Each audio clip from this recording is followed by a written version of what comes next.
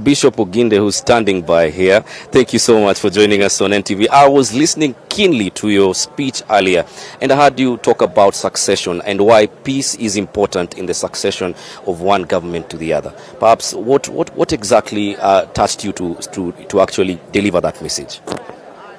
You know, for a long time, elections in this country, as I said, have been a time of anxiety, fear, because our transitions have not been very well managed.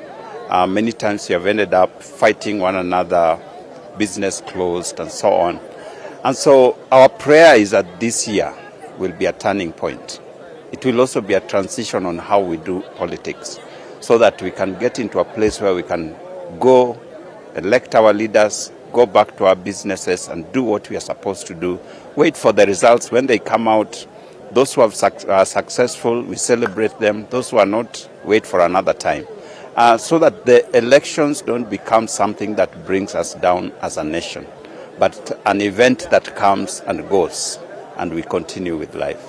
Bishop, there has been a debate about the role of the church, especially when it comes to a political season and leaders actually take the stages of churches. And in this, they actually, front their political agenda. And sometimes people question the church in this.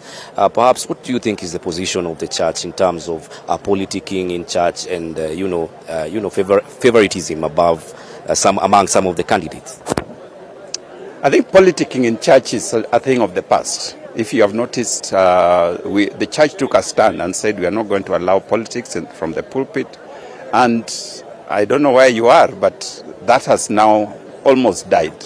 Where I sit or where I stand is that we are making progress. Even the call to peace and good campaigns and so on. From where I stand, I think we are doing much, much better than we have done in the past. And we should celebrate that.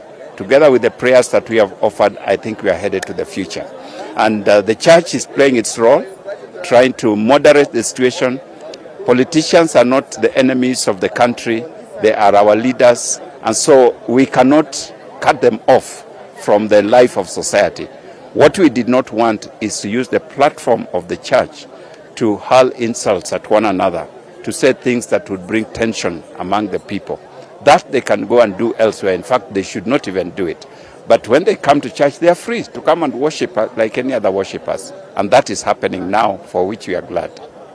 Thank you so much, Bishop Oginde, speaking to us here, saying that the church is trying all it can to actually quell the political temperatures to ensure, even as the country heads to the 2022 general election,